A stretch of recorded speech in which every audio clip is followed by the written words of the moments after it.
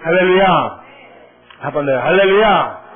여러분, 이 가사의 내용대로 올 한 해는 여러분께서 하나님께서 약속하신 모든 것을 얻고 또 그 안에서 하나님께 영광 돌리고 기뻐할 수 있는 한 해가 되시길 주의 이름으로 축원합니다.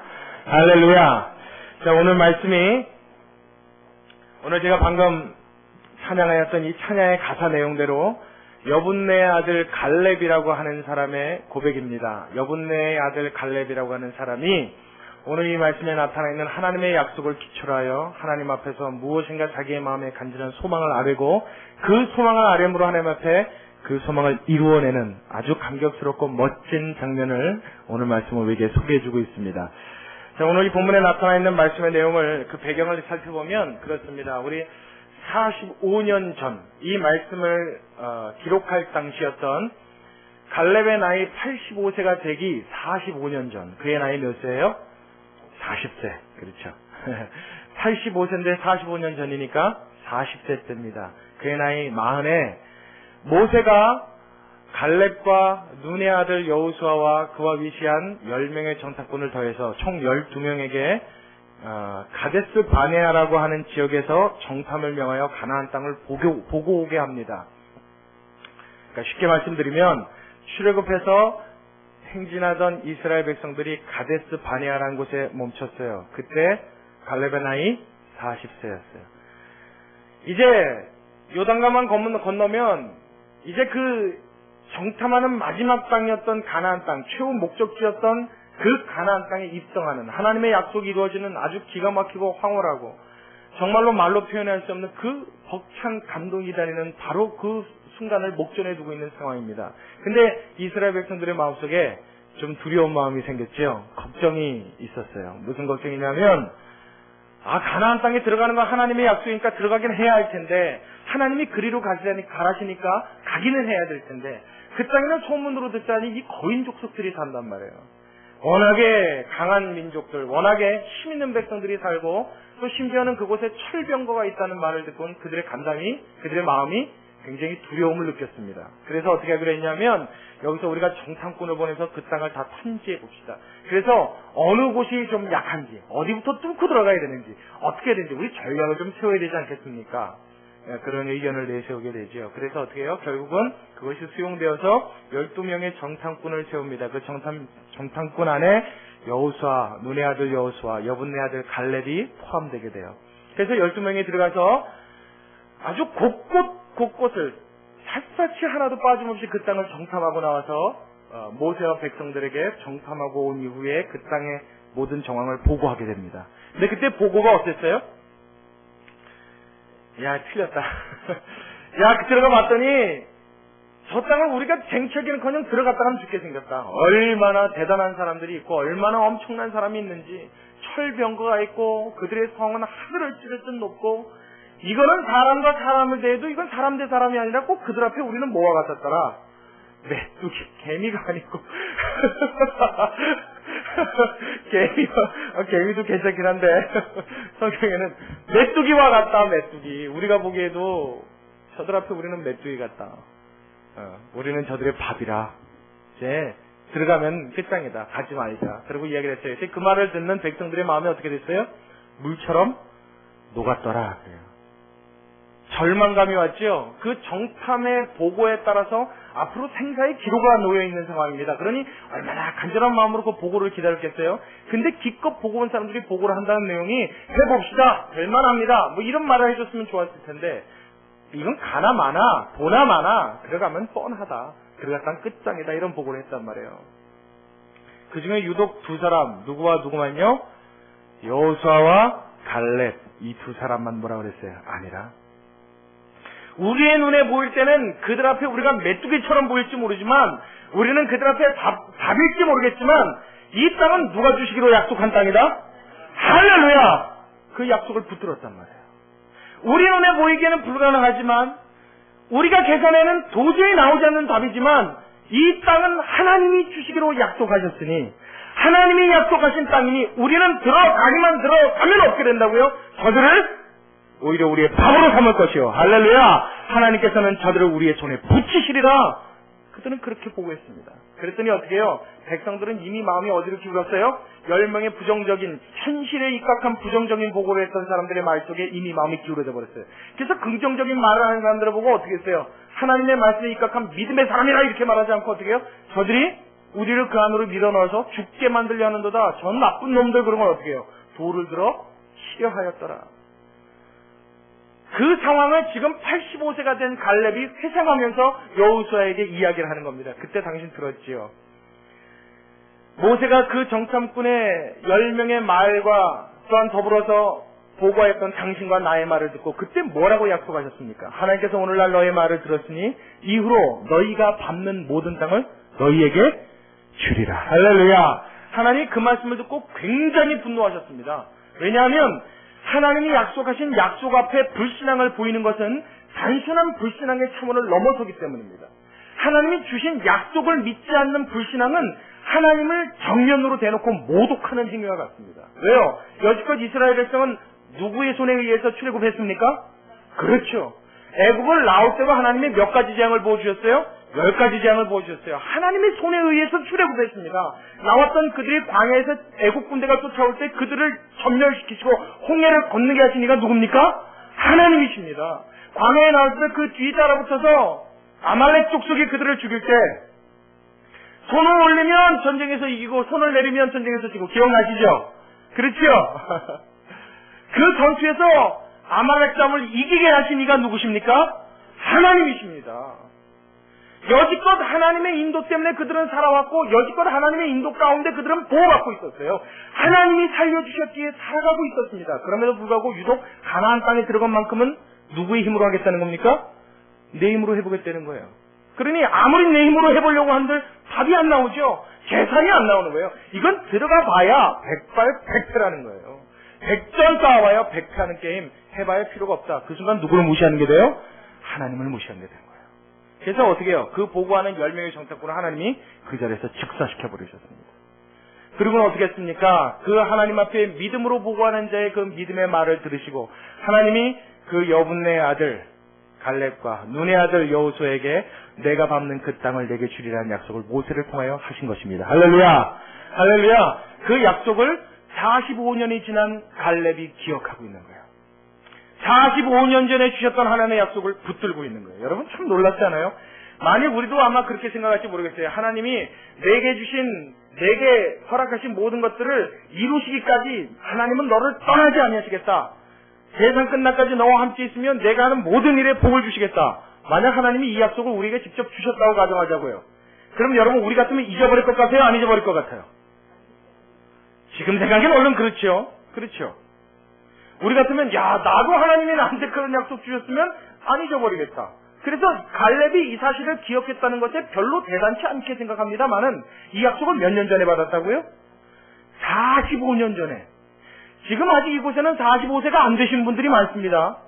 내가 여지껏 살아온 날보다 더 많은 세월 동안의 긴 시간 속에 잊혀질 법한 그 약속 갈렙은 기억하고 있었다는 거예요.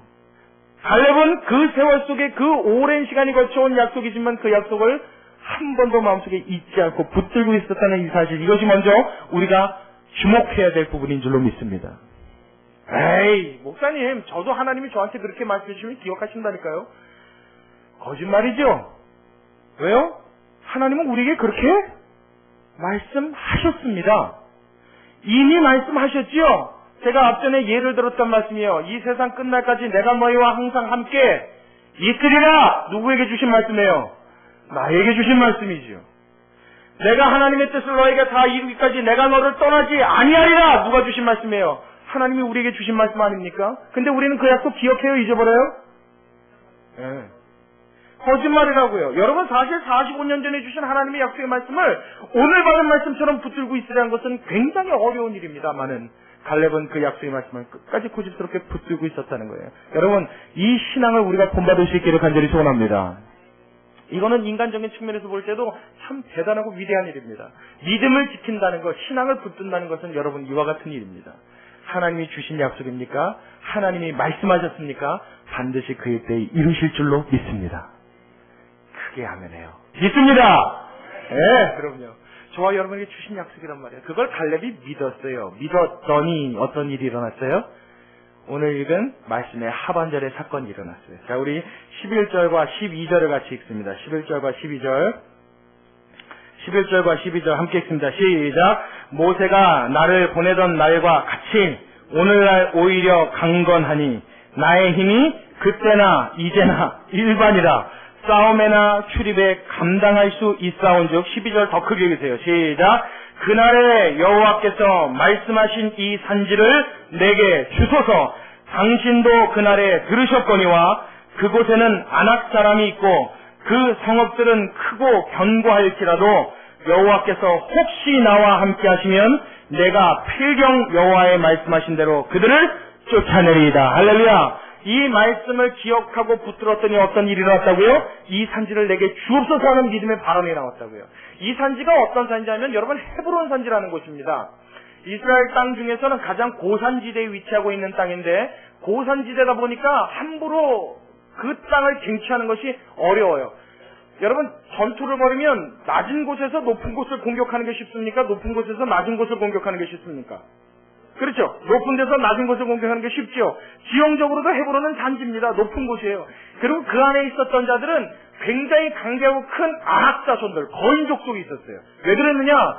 높은 산지였고 요새였지만 그 땅은 이스라엘 땅 중에서 가장 비옥한 땅이라고 일컬어졌어요. 그렇게 전해지고 있습니다. 가장 비옥하고 가장 좋은 땅이었어요. 그러니 성만 지어놓으면 자연 천연 요새인데다가 땅도 비옥하고 좋은 땅이니 상대적으로 가나안 지역에 있는 모든 족속 중에서 제일 강한 자들이 그 땅을 차지했을 것이 틀림없지요. 그래 아낙 자손이라고 하면 그때 당시에 쉽게 얘기하면 여러분 다윗과 골리앗한테 골리앗과 올리면 제일 쉽습니다. 장대하게 이를 데 없고 사람이냐 저게 짐승이냐 할 정도로 어마어마한 사람들. 게다가 그 사람들이 성을 지었으니 얼마나 크게 지었겠어요? 심지어는 그곳에 무슨 병거가 있었다고요? 철병거가 있었다고. 새로 만들어진 철병거. 그러니 이거는 함락시키기에는 어불성설이라 들어간다는 것 자체도 엄두를 못 낸단 말이에요. 이때 당시에 왜 그 성읍에 아직도 아낙 자손들이 있었느냐면 세월이 흘러가면서 여호수아와 함께 모든 땅을 하나씩 정복해 나가기 시작했습니다. 그런데 상대적으로 제일 쉬운 땅부터 정복한 거죠. 제일 정복하기 쉬운 땅부터, 몰아내기 쉬운 땅부터 하나씩 점령했어요. 이제 어느 정도 세월이 흘렀습니다. 이스라엘 백성이 이제 이만하면 다 몰아내지 않아도 우리가 살 땅이 충분하다 느낄 정도로 땅을 소유하게 됐어요.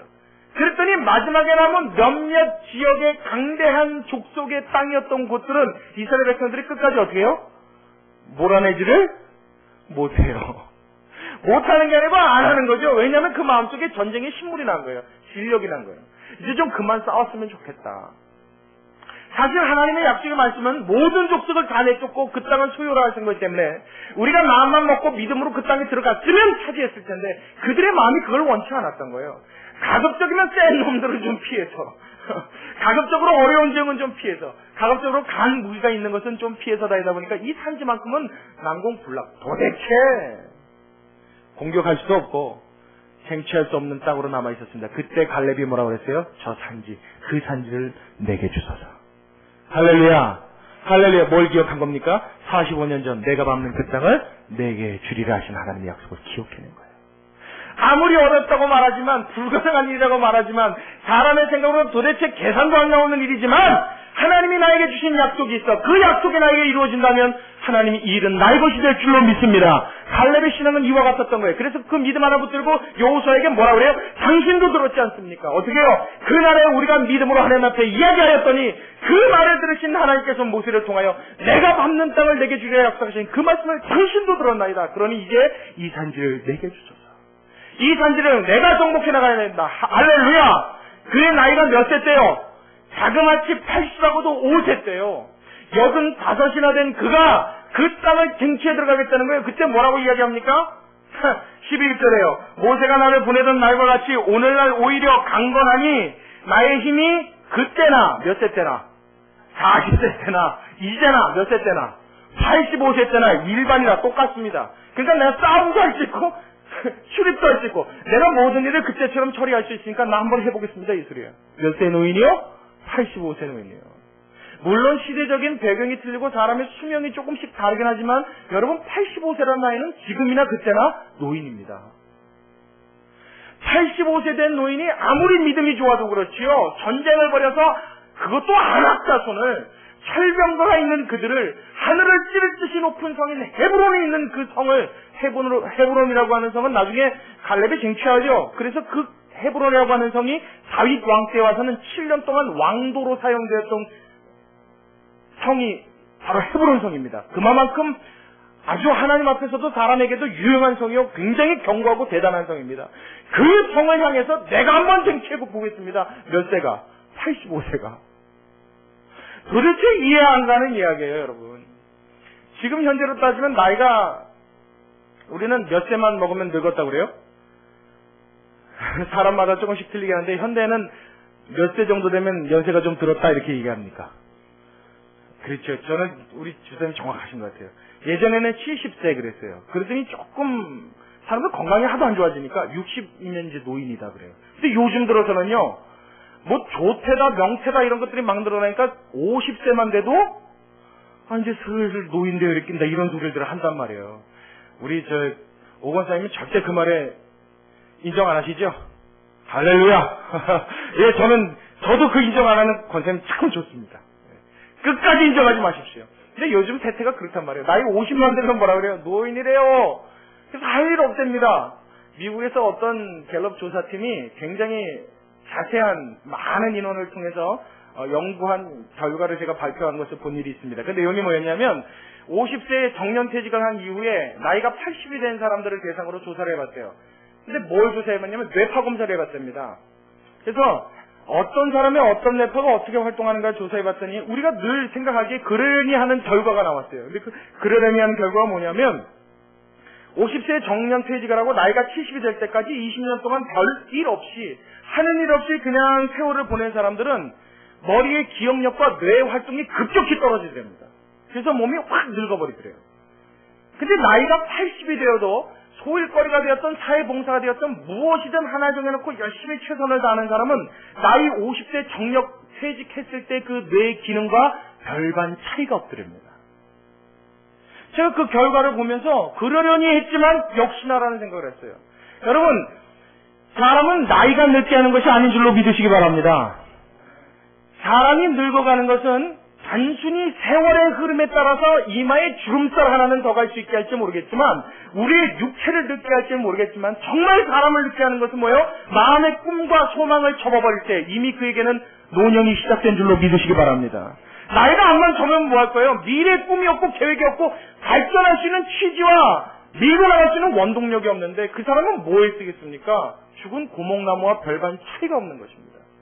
나이가 들었어도 하나님이 이 땅에 아직까지 내 발을 붙이고 살아가게 하신 것은 나를 통하여 이루실 하나님의 뜻이 아직까지 있기 때문인 줄로 믿으시기 바랍니다. 그런 의미에서 아직까지 나는 쓸모가 있다는 거예요. 여러분 이거 믿습니까? 믿으십니까? 그렇다면 이 믿음 갖고 하나님 앞에 나아가야지요. 이 믿음 갖고 하나님 앞에 나아가야 합니다. 미국의 디트로이트에 가면 포드 자동차 회사가 있다고 합니다. 그 회사에 가면 포드 사장 사진과 그 부인 사장이 걸려 있대요. 부인 사장이라니. 부인의 사진이 걸려 있대요. 사장과 부인의 사진이 걸려 있는데 그 밑에 설명이 참 재밌는 설명이 달려 있답니다. 남편의 사진 밑에는 뭐라고 하냐면 믿음을 가지고 꿈을 꾸었던 사람 이렇게 붙어 있대요. 그리고 그 부인 사진 밑에는 뭐라고 하냐면 믿음을 가지고 기도하였던 사람 이렇게 붙어 있답니다. 그 두 부부가 힘을 합쳤으니 여러분 포드 같은 회사를 기업을 일으킬 수밖에 없겠죠. 한 사람은 어떻게 해요? 믿음을 갖고 자꾸 꿈꾸는 거예요. 믿음을 갖고 하나님이 주신 그 약속의 말씀으로 한 걸음 나아가고자 하는 미래에 대한 비전을 항상 바라보는 것이 쉬지 않는 거예요. 그때 어떻게 해요? 한 사람은 그 비전을 놓고 열심히 하나님 앞에 기도하고 하나님 앞에 매달릴 때 하나님의 역사는 나타나는 줄로 믿으시기 바랍니다. 그럼 나타나요, 여러분. 이걸 믿으십시오.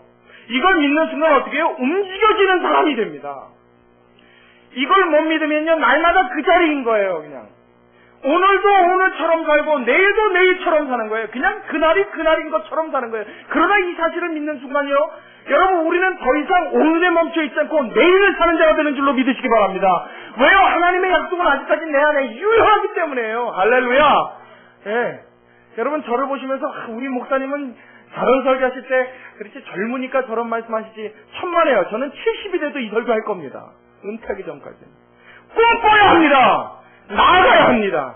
하나님이 원하시는 그 길로 걸어가야 합니다. 그 길 끝에서 하나님께서는 저와 여러분을 기다리고 계신 줄로 믿으시기 바랍니다. 할렐루야. 이 믿음 갖고 나가는 거예요. 그렇다면 이 믿음 갖고 하나님 앞에 매달리는 사람은 어떠한 마음을 가져야 되느냐? 두 가지. 제가 오늘 두 가지만 말씀을 드릴게요. 하나님이 나에게 약속을 주셨다. 나와 함께 하신다고 하셨다. 하나님이 나에게 무엇인가를 이루라고 말씀하셨다. 이 이루는 것이 내가 어떻게 해야 되냐? 간절히 원해야 될 두 가지가 있습니다. 그 중에 하나는 무엇이냐면 영적인 바람이고 하나는 육적인 바람입니다. 그 영적인 바람이 먼저 하나님 앞에 있어야 되는데 이 영적인 바람 뭘 것 같아요? 내가 날마다 하나님 앞에 꿈꾸고 소망해야 되고 간절히 바라야 될 게 있다고요. 뭘 것 같습니까? 영적으로 간절히 바라야 되는 것. 자, 시간이 아직 35분 조금 넘었어요. 이 시간 여유가 있어요. 제가 오늘 대답이 별로 안 나오면 한 분 한 분 다 일으켜서 질문을 할 겁니다. 그러니까 그렇게 하기 전에 얼른들 대답해 보세요. 영적으로 하나님 앞에 내가 가져야 될 소망이 무엇일까? 네. 뭐요? 천국에 대한 소망. 네. 또요.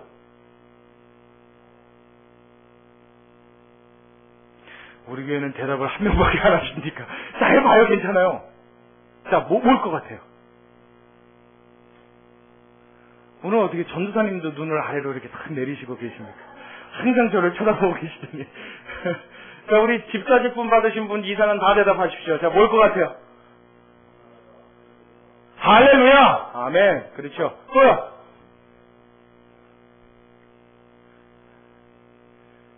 권사님, 뭘 것 같습니까? 질문 시간만 되면 다들 난색을 표하시고, 근데 이렇게 해야 돼요. 어쩔 수 없습니다. 왜냐면, 여러분 공부 잘하는 사람은요, 우리 학생들, 여러분 자녀들 다 공부 잘하는 자녀 되길 원하시죠? 그리고 공부 잘하는 자녀이길 원하셨었죠? 그렇죠? 네. 근데 걔네들이 공부 잘하려면 어떻게 돼요? 자꾸 발표하고, 자꾸 질문하고, 자꾸 이야기해야 됩니다. 그렇죠? 근데 어른들은 안 하잖아요. 우리 어른들은 절대 안 합니다. 예배 시간에도 앞자리로 오십시오. 그럼 맨 뒷자리로 가서 말이에요. 공부 잘하는 애들 앞자리에 앉아요? 뒷자리에 앉아요? 그렇죠. 예. 저 오늘 조금 앞에 앉으셨어요. 목소리 큰 거 보니까. 앞에 다 와서 앉는단 말이에요. 그래서 선생님이 무슨 말 할까? 그 입에서 말 떨어지기가 무서워요. 그러니까 여러분들도 그렇게 해야 돼요. 교회 안에서 공부 잘하는 게 중요하지 않습니다. 그러나 하늘나라의 이 하나님의 말씀에 대해서는 1등 가야 될 줄로 믿습니다. 제가 여러분들한테 기회 드리는 거예요. 부담스러워요. 목사님 설교할 때 질문 좀 줄여주세요. 그런 소리 하지 말아요. 저는 욕심이 있습니다. 우리 교회는 누구보다도 하나님 말씀에 1등 가길 소원합니다. 하나님의 말씀이라면 구슬깨도 쬐고 있을 뿐만 아니라 그것이 삶에 막 주렁주렁 열매로 나타나는 성도 되길 주의 이름으로 축원합니다. 이게 제 소원이기 때문에 어쩔 수 없어요. 대답해봐요. 또 하나. 한 번만 더 해봐요. 뭐 있어요? 우리가 영적으로 소원해야 될 거. 정말 바라야 될 거. 구원! 아멘. 자, 우리 아까 한 분은 천국 그러셨고 우리 집사님 구원 그러셨어요. 소망하고 바라야 되는 일은 맞습니다만은 그게 제일 소망해야 될 일은 아닙니다. 왜냐하면 이미 천국과 구원은 따놓은 장상이기 때문인 줄로 믿습니다. 사실 내가 그렇게 크게 소망 안 해도 여러분 예수 믿는 순간 여러분의 천국은 보장되어 있습니까? 안 됐습니까? 그럼 뭐 그거는 그렇게 그렇죠. 늘 생각하고 바라고 꿈꿔야 될 일은 맞는데 그게 내 가장 중요한 소원은 아니에요. 믿음. 믿음도 맞아요. 뭔가 이렇게 마음이 시원한 대답이 탁 안 나오는데 제가 말씀드릴게요. 여러분이 생각하고 있었던 생각과 맞는가 한번 비교해보세요. 영적으로 우리가 제일 소망해야 될 거 한 가지. 날마다 이 생각을 포기하지 말고 주님 앞에 꿈꿔야 될 그 꿈 무엇인가? 그것이 무엇이냐면 하나님 마음에 합당한 자가 되기를 소원해야 되는 줄로 믿으시기 바랍니다. 아멘. 왜 아멘 안 해요? 다시 한번요. 하나님 보시기에 마음에 합한 자가 되기를 소원하는 여러분 되시길 주의 이름으로 축원합니다. 이게 영적인 우리의 소원이어야 돼요. 이것은요, 하나님이 인간을 만드실 때 창조 목적에 해당되어지는 겁니다. 하나님은 인간을 만드실 때 어떤 목적을 갖고 계셨어요? 나와 같은 자 되기를 원하는 마음으로 하나님은 아담을 빚으셨습니다. 나와 같은 자 되기를 원하는 마음으로 자신의 생명을 그의 코에 불어넣으셨습니다. 나와 같은 자 되기를 바라는 마음으로 누구의 형상을 따라 만드셨어요? 하나님 곧 자신의 형상을 따라 하나님은 인간을 빚어내셨어요. 하나님이 인간에게 제일 원하는 건 뭐예요? 하나님 닮은 자 되는 것. 하나님이 마음에 합한 자 되는 것. 꼭 마치 성경에 표현된 대로 말하면 이새의 아들 다윗처럼. 다윗. 하나님께서 다윗을 보고 뭐라고 말씀하셨어요? 내가 이새의 아들 다윗을 만나니 저는 내 마음에 합한 자라. 할렐루야. 할렐루야. 이거 신약 성경에 와서 그 말을 신약에 대비해서 말을 옮기면 어떻게 되냐면 그리스도 안에서 온전한 자란 뜻이 됩니다. 더 우리가 이해하기 쉽게 제일 편한 말로 설명을 하자면 이 말은 곧 하나님을 가장 많이 닮은 자를 이야기하는 겁니다. 하나님 보기에 이세아들 다윗을 딱 봤더니 얼마나 이게 마음에 들고 이쁜지 하나님이 흡족하신 거예요. 할렐루야. 누굴 닮았기 때문입니까? 하나님을 닮았기 때문이에요. 그의 갖고 있었던 성품과 그의 사는 모양과 그의 마음속에 담겨있는 것들이 다 하나님 마음속에 어떻게 해요? 합하더라는 거예요. 마음에 들더라는 거예요. 여러분 이 소망을 버리지 않게 되시길 주의 이름으로 축원합니다. 이게 우리의 꿈이어야 된단 말이에요. 오늘도 어떻게 하면 내가 하나님 앞에 좀 합당한 사람이 돼볼까? 내가 어떻게 하면 하나님을 좀 기쁘시게 해볼까? 나를 보고 하나님이 어떻게 하면 그래 됐다 소리 한번 하게 하실까? 할렐루야. 이것이 우리의 소원이 되어야 될 줄로 믿습니다. 하나님이 다윗을 보고 느끼신 것처럼. 우리가 그래서 말이죠. 신앙생활을 하다가 여러분 질투라는 건 말이에요. 질투. 사실은 성경 안에서 질투하지 말라고 이야기하죠. 그렇죠? 사랑은 뭐하지 아니하며? 질투하지 아니하며. 그렇죠? 질투하지 말라고 그래요. 정말 사랑하기 위해서는 질투하지 말라고 합니다. 근데 성경에 예외적으로 꼭 질투를 해야 한다거나 아니면 혹은 질투를 한다라는 표현이 두 번이 나옵니다. 그 중에 하나는 뭐냐면 하나님을 말할 때 질투한다고 말해요. 하나님은 뭐 하시는 하나님이라? 질투하시는, 질투의 하나님이라 그래요. 또 하나, 우리가 질투해야 될 게 딱 하나 있습니다. 그게 뭐냐면 나보다 더 하나님을 닮은 사람을 볼 때 우리는 마음에 질투해야 될 줄로 믿습니다. 질투해야 돼요. 저 사람은 어떻게 했길래 저렇게 하나님을 사랑할까? 저 사람은 어떻게 도대체 뭘 먹고 살길래 저렇게 하나님이라면 깜짝 넘어갈까? 저 사람은 어떻게 했길래 저 하나님 앞에 저렇게 몸부림치며 살아갈까? 여러분 이런 모습 볼 때는 꼭 질투하시길 바랍니다. 그런 거룩한 질투가 내 마음속에 있어야 합니다. 그런 질투는 있어야 돼요. 그래서 어떻게 해요? 나도 좀 어떻게 저렇게 돼보기 위해서 하나님 앞에 저 사람은 저렇게 은혜 받고 저 날마다 만족스러운 저 얼굴 저 질투합니다. 제가 여러분 성경에서 제일 질투하는 사람이 누군지 아십니까? 여러분도 아마 의외의 인물일 거예요. 아, 그 사람 들으면 그렇게 얘기하실 텐데 듣기 전에 아마 의외의 인물일 겁니다. 제가 성경에서 제일 질투하는 사람이 누구냐면 두 사람 있는데 베드로도 아니고 모세도 아니고 사실 그런 분들은 아니에요. 왜냐하면 그런 분들은 솔직히 그런 대우 받을만 했다라고 저도 어느 정도 인정이 되기 때문입니다.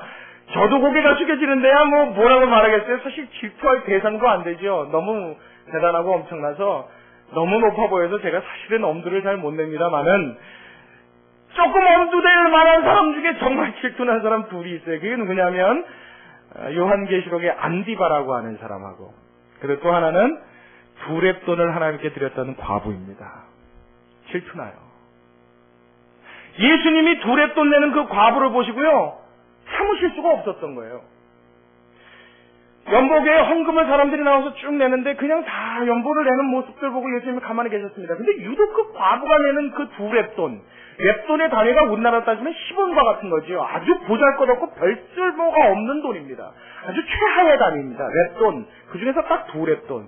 그 두 렙돈을 연복에 넣는 걸 보시고 예수님이 가만히 계실 수가 없었어요. 예수님을 가만히 있을 수 없게 한 사람 성경에 여러 나오죠. 수로보니게 여인. 그렇죠? 네. 해당장, 백부장, 그 아들의 병을 고쳐달라고 왔던 백부장, 그 와서 예수님 앞에 간절히 요청을 했더니 예수님이 뭐라 그래요? 그래, 함께 가자, 내가 고쳐주겠노라. 그랬더니 뭐라 그래요? 주여, 나도 내 밑에 수하가 있어? 오라 하면 오고, 가라 하면 가나이다.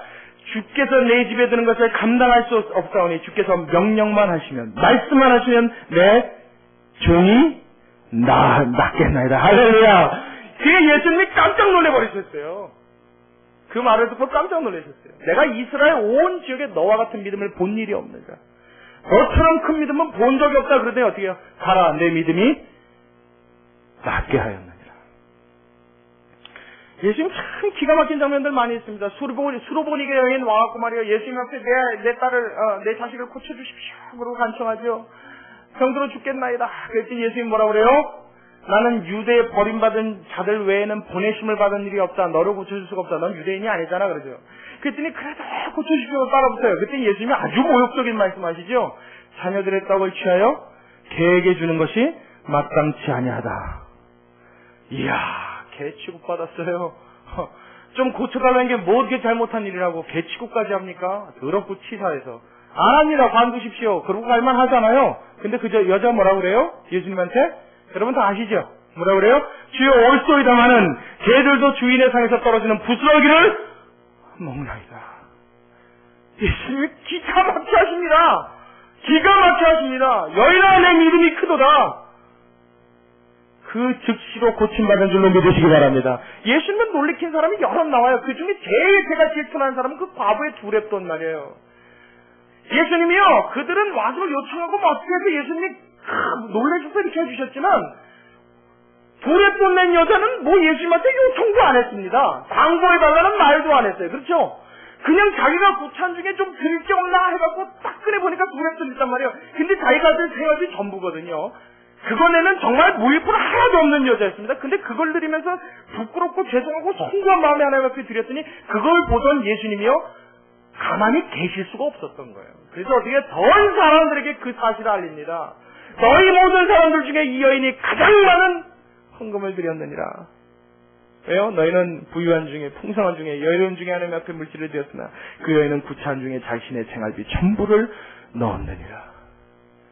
예수님을 감격시켜버린 사람입니다. 할렐루야. 또 한 사람 안디바라고 하는 사람이에요. 요한계시록에 읽다 보면 안디바라는 사람이 등장을 합니다. 7교회에 예수님이 각양의 교회에 맞는 말씀을 주시는데 유독 안디바라는 사람이 갑자기 등장하는 대목에 나와요. 여러분 오늘 집에 가서 한번 읽어보십시오. 사도 요한도 그 말씀을 받을 때 안디바가 누군지 모릅니다. 근데 누가 알고 계세요? 예수님이 알고 계세요. 예수님이 어떤 교회에 대해 칭찬하시는 장면 중에 내가 내게 칭찬할 것이 있노니 내 교회에 내 충성된 증인 안디바가 있어. 그 교회에 칭찬받을 거리가 뭐밖에 없었느냐? 안디바 그 사람밖에 칭찬받을 거리가 없었어요. 그리고 하나님이 그 교회에 책망하십니다. 오늘 가서 읽어보십시오. 어떤 교회인지 확인해 보십시오. 근데 사도들도 안디바가 누군지 모른단 말이에요. 성경 어디에도 안디바라는 사람이 안 나옵니다. 근데 예수님이 기억하고 있었던 사람, 예수님이 충성의 증인으로 꼽아놓고 있었던 사람, 교회 전체를 놓고 칭찬할 만한 이유로 꼽아냈던 단 한 사람 안디바. 여러분 우리 마음속에 질투 느낄 만한 사람인 줄로 믿습니다. 그 질투가 어떻게 돼요? 나로 하여금 열심을 내게 만들어야 돼요. 나로 하여금 도전을 줘야 돼요. 질투가 하고 미워만 하라는 얘기가 아니라 우리는 질투한다 그러면 질투, 에이 질투나 미워 그리고 안 봐 이러지만 그 여기서 말하는 질투는 성경이 말하는 질투는 단순히 질투가 아니라 질투를 통하여 나도 하나님 앞에 그렇게 될 수 있도록, 나도 하나님 앞에 열심 낼 수 있도록, 나도 하나님 앞에 마음을 드릴 수 있도록, 우리의 마음을 주님 앞에 드릴 수 있는 넓은 활로가 열리시길 주님의 이름으로 축원합니다. 이 질투 말이에요. 성경이 우리에게 이것을 명한다고 하나님이 원하신다면 우리가 이렇게 살아야 되지 않겠어요? 이 바람으로 하나님 앞에 나아가면 하나님께서는 우리의 그 산지를 얻게 하실 줄로 믿습니다. 그게 우리의 바람이 되어야 돼요. 꿈이 되어야 됩니다. 그래서 올 한 해는요, 내가 신앙 안에서 어떠한 하나님 앞에 원하는 일들을 이루어야 나갈까, 이거를 간절히 고민하고 소원하는 마음이 있어야 됩니다. 여러분 2010년을 그렇게 보낼 수 있기를 바랍니다. 비록 한 달이 지나서 이제 2월이지만 여러분 지금이라도 늦지 않았죠. 2010년 한 해 동안 내가 어떤 목표를 세워놓고 나갈 것이냐. 이런 말씀드리면은 성도 여러분들이 목사님은 어떤 목표가 있으세요? 저한테 물어봅니다. 저도 있습니다. 저도 분명한 목표가 있습니다. 올 한 해 하나님이 새롭게 주신 목표가 있어요. 제가 여러분들께 늘 그러죠. 저의 목표는 교회를 크게 키우는 게 아닙니다. 저의 목표는 교회가 부자 되는 게 목표가 아닙니다. 그 말씀 드리죠. 여전히 그 말씀은 맞습니다만은 하나님의 일을 하기 위해서 필요한 것이라면 큰 인프라와 큰 교회를 구축하는 것은 필요한 일인 줄로 믿습니다. 그것이 되었든지 안 되었든지 간에 제일 중요한 것은 뭐예요? 이 교회를 통해서 하나님이 이 지역에 먼저 대한민국부터, 만약 대한민국이 아니라면 더 멀리 나가서 해외에 있는 가난하고 헐벗고 굶주린 자들, 복음이 필요하지만 아직 들어보지 못한 자들에게 그것을 전하기 위하여 애쓸 수 있는 교회가 되길 소원합니다. 그래서 제일 먼저 제가 하려고 하는 것은 이 교회에 하나님께서 큰 일꾼들을 보내주시기 위해서 하나님 앞에 기도하는 것입니다. 여기 있는 여러분들이 하나님 앞에 큰 일꾼들이 되기 위해서 하나님 앞에 목숨 걸고 기도하는 것입니다. 그래서 저는 그런 교회를 반드시 이루어낼 것입니다. 그것이 하나님이 저에게 주신 산지예요. 하나님이 저에게 취하라 말씀하신 산지입니다.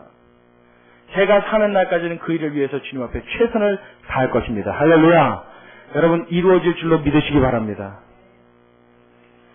두 번째로 우리가 하나님 앞에 가져야 될 소망 중에 이 땅에 사는 동안 육신적인 소망과 꿈이 있어야 되는데 그것이 무엇이냐면 내가 올 한 해 이루어야 될 목표에 해당되어지는 것입니다. 이것이 우리가 살아가는 현실적인 문제죠. 이것은 사람마다 다를 수 있습니다. 사람마다 갖고 있는 목표가 틀릴 수 있습니다. 내가 이루고자 하는 꿈, 하나님이 나에게 주신 것, 그것이 무엇인지를 내 마음속에 찾아서 그것을 이루고자 최선을 다하는 것, 이것이 우리의 진정한 목표여야 될 줄로 믿습니다.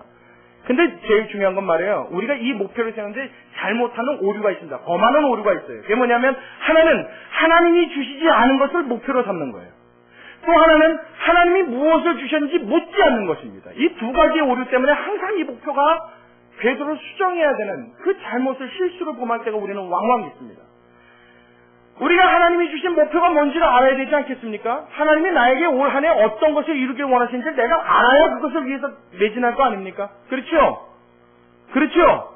근데 이걸 모르는 채로 목표를 정한단 말이에요. 이걸 별로 생각하지 않은 채로 오늘 하루 최선을 산단 말이에요. 최선을 다하는 것은 좋지만, 최선을 다하는 것은 좋지만, 열심을 내는 것은 좋지만, 여러분 기억하십시오. 방향 없는 열심은 그 열심의 끝이 망조로 간다는 것을 여러분 꼭 기억하시기 바랍니다. 하나님 주신 방향이 어딘지를 먼저 찾는 것이 중요합니다. 자, 우리 빌립보서 1장 6절의 말씀 우리 같이 한번 보겠습니다. 빌립보서 1장 6절의 말씀.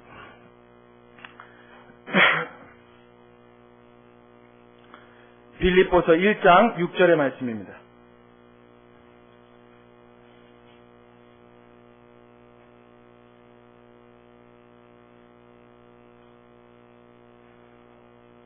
빌립보서 1장 6절의 말씀.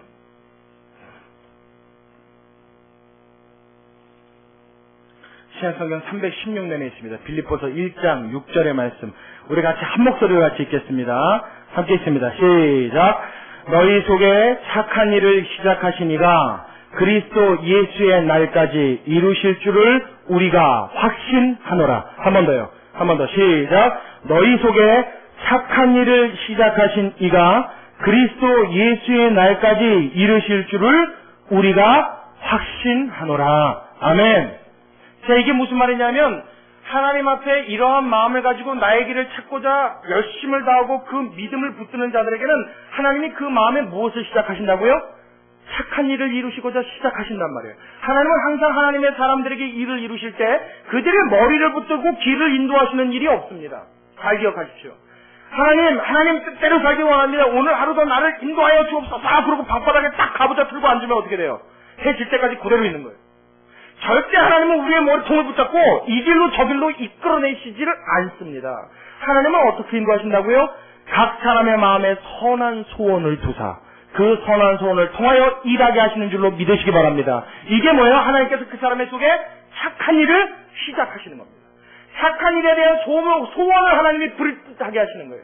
예전에 꿈꾸지 않았던 일이 이상하게 일어나는 거예요. 예전에 목표하기 너무 엄두가 안 났던 일이 어느 날은 믿음의 눈으로 자꾸 가날 것 같아 보이는 거예요. 하나님이 나에게 이 일을 통해서 어떤 일을 이루시고 싶어하는 그 선한 마음이 내 안에서 일어나는 것을 느낍니다. 경험해 보신 분 손 한번 들어보세요.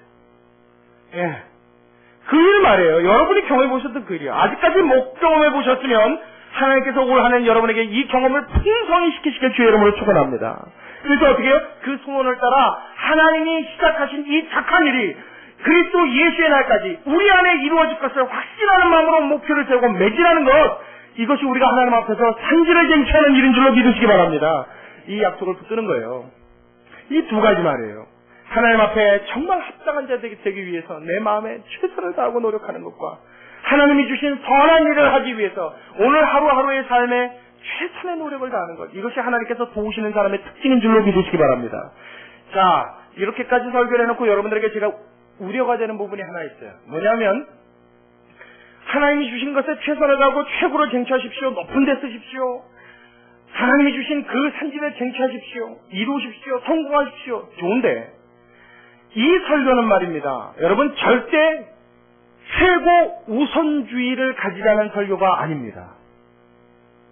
다시요. 하나님 앞에서 성공하십시오. 이루십시오. 꿈을 꾸십시오. 반드시 성취합니다. 이 말은 최고, 꼭대기, 우두머리만 되라는 설교가 아님을 여러분 기억하시기 바랍니다. 무슨 말이냐면 전 세계에 금메달이 아닌 은메달을 따고 그 메달 붙들고 우는 민족은 대한민국 한 민족밖에 없답니다. 올림픽 나가서 열심히 선수가 했잖아요. 근데 메달을 따긴 땄는데 은메달 땄단 말이에요. 근데 은메달 따면 여러분 기뻐요? 슬퍼요? 다시 한 번요. 은메달 따면 기뻐요? 슬퍼요? 한 번 더 물어볼게요. 은메달 따면 진짜 기뻐요? 아니면 조금 슬퍼요? 그렇죠. 이렇게 이렇게 생각하는 민족이 전 세계 대한민국 민족 딱 한 나라밖에 없대요. 은메달도 하나님 앞에 값지다고 생각해야 되는 게 맞습니다. 아멘. 예. 근데 우리는 꼭 금메달이어야 된단 말이에요. 우리 자녀들이 시험 보고 왔는데 96점 기뻐요? 슬퍼요? 한 번 더 여쭤볼게요. 96점이면 딱 한 개 틀린 거예요. 그죠? 하나만 넘어졌으면 몇 점? 10과목 시험 봤는데 10과목에 다 96이야. 그러면 다 하나씩만 넘어졌으면 뭐예요? 전설의? 그렇죠. 얼마나 좋겠어요. 그런데 다 하나씩 틀려갖고 해뜨리면 96점이란 말이에요. 슬픔이 더 커요? 기쁨이 더 커요? 그 아쉬움의 슬픔이 더 크죠? 그 이상한 거예요. 여러분, 그러나 반드시 여러분 마음속에 이 생각을 고쳐야 합니다. 꼭 기억하십시오. 하나님은 100점짜리 노력을 보시는 줄로 믿으시기 바랍니다. 최선을 다할 때, 내가 할 수 있는 최선으로 하나님 앞에 아름다운 노력을 다할 때 하나님은 이미 100점으로 보신 줄 믿으시기 바랍니다. 만약 하나님이 결과물을 보신다고 했으면 여러분 과부의 두렵도는 칭찬 안 했겠냔 말이에요. 야, 갖다 버려 그러지. 그렇죠? 그거 뭘 다 쓰려고 너 헌금하니? 안 그러겠어요? 여러분 중에 혹시 10원짜리 헌금해 보신 일이 있으십니까? 있으신 분 손 한번 들어보세요. 10원짜리. 아니, 여러분 성인이 돼서 10원짜리 헌금해 보신 일이 있으신 분 손 들어봐요. 우리는 그거 헌금하면 어떻게 해요? 자랑스럽게 생각해요? 수치스럽게 생각해요? 여러분, 그러나 그 속에 나의 진심이 담겨 있으면 그것이 하나님 나라에서 가장 큰 예물이 되는 줄로 믿으시기 바랍니다. 이걸 우리가 알아야 된단 말이에요. 제 속이 지금 복잡해요. 저는 20대가 넘어서 하나님 앞에 20원 헌금해 본 적이 있습니다.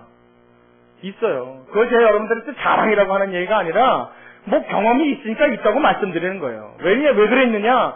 기도원 들어가고 열심히 봉사하는데 여러분 20살, 23살까지 그랬어요. 주머니에 한 푼도 정말 먼지밖에 없이 지낸 적이 하루 이틀이 아닙니다. 그 어쩌다 돈 생기면 제일 많이 생긴 게 5만 원. 아, 그날은 잔치하는 날이에요. 우리 박수빈 전사님하고 그때 얼마나 개막나이처럼 돌아다녔는지 몰래 기도원 담 넘고 나와가지고 밤에 잠그거든요. 환자들 막 돌아다니니까. 그럼 둘이 싹 담을 넘어서 나와서 저 시내 읍내까지 나오고 닭 한 마리 사먹고 들어가는 거예요. 고기 좀 먹자 우리. 그 낙이 얼마나 좋았나 몰라요. 그렇게 돈이 붕하던 시절입니다. 하나님 앞에 예배드리다가 은혜를 받았는데 드리고 싶은 거예요. 뭘 내고 싶은 거예요. 없어요. 그 전에 그나마 반지를 끼고 있었는데 그 반지도 이미 낸 지가 오래됐거든요. 예배드리다가 드리고 싶은데 없어요. 그래서 어떻게 보니까 제가 은반지, 금반지를 하나씩 2개를 끼고 있었어요. 그 어렸을 때 모양으로 이렇게 끼고 있었어요. 그러면 한 돈 반 정도 되나요? 그거 얼마 안 되는데 이것밖에 안 보이는 거예요. 근데 왜 하필 그게 눈에 딱 들어와요? 그 뭐예요? 하나님이? 그렇지, 그거 내라 이 소리죠. 그거 뭐 2번 생각할 필요 없습니다. 예. 그래서 냈어요. 그러니까 정말 없더라고요. 이제 드릴 게 아무것도 없어요. 그렇다고 머리카락을 얼른 잘라갖고서 팔아갖고 돈을 만들 것도 아니고 정말 할 수 있는 게 없더라고요. 그래서 탁탁 털어봤습니다. 있는 게 뭐 있나. 그때 정말 딱 20원 있더라고요. 제가 그래서 과부의 두렵돈을 그때 생각을 했어요. 하나님 두렵돈 같은 20원입니다. 정말 하나님 제가 지금 이 순간에 갖고 있는 돈이 이것밖에 없습니다. 주님, 그러나 이 돈에 제 마음 전부를 담습니다. 그러고 냈어요. 그래서 얼마나 울었나 말이에요. 한참을 못 일어나고 울었어요. 그때 제가 하나님 앞에 했던 기도가 있습니다. 하나님, 만일 제가 나중에 목회자가 되어서 교회를 담임하게 되면 우리 교회 성도들은 주님 앞에 드리고 싶을 때 못 드리는 성도 없게 하여 주옵소서. 우리 성도들은 하나님 앞에 하고 싶을 때 몸이 아파 못하는 성도 없게 하여 주옵소서. 우리 성도들은 주님 앞에 마음을 드리고 싶은데 상황과 환경이 사로잡아서 그 마음을 빼앗기는 성도들 없게 하여 주옵소서. 얼마나 가슴 아프게 울었나 몰라요. 근데 그때 하나님 앞에 위로를 받았던 적이 있습니다. 그래, 내가 너의 예물을 기쁘게 받았다. 할렐루야. 할렐루야. 하나님 앞에 최선을 다할 때 그것이 이미 가장 귀한 예물이 되는 줄로 믿으시기 바랍니다. 우리가 가진 최선을 드리는 거예요. 내가 가진 최선의 마음을 주님 앞에 내놓는 거예요. 그 최선으로 주님 앞에 내놓을 때 어그러졌던 찌그러졌던 못났던 잘났던 상관없이 하나님께서는 가장 귀한 것으로 두 파 벌려 받아주신 줄로 믿으시기 바랍니다. 그리고 어떻게 해요? 그 산지를 나에게 허락하실 것입니다. 이 믿음 갖고 사는 저와 여러분 되시길 주님의 이름으로 축원합니다. 한번 더 주님의 이름으로 축원합니다. 마지막으로 더 크게 주님의 이름으로 축원합니다. 할렐루야. 갈렙은 85세에 이 꿈을 포기하지 않았다고요. 85이 되어도 이 꿈을 접지 않았어요. 제가 그런 의미에서 우리 박 집사님을 참 좋아해요. 끝까지 포기하지 마십시오. 하나님께서는 기가 막히고 놀라운 일을 이루실 줄로 믿습니다. 여러분 모두에게 마찬가지입니다. 여러분 2010년 한 해는 우리가 이렇게 하나님의 뜻을 이루어드리고 하나님이 기뻐하시는 일로 우리가 우리의 삶을 채울 수 있는 놀라운 주님의 사람들 다 되시길 다시 한번 주님의 이름으로 축원합니다. 기도하겠습니다. 참으로 고맙고 감사하신 우리 아버지 하나님, 우리 사는 날 동안에 우리 주님께서 우리의 삶을 지켜주시고 인도해 주시고 보호해 주시고 그러기 위하여 하나님 세상 끝나는 날까지 나와 함께 하신다고 약속해 주셨습니다. 주님이 이 약속 잊지 않게 하여 주시옵소서.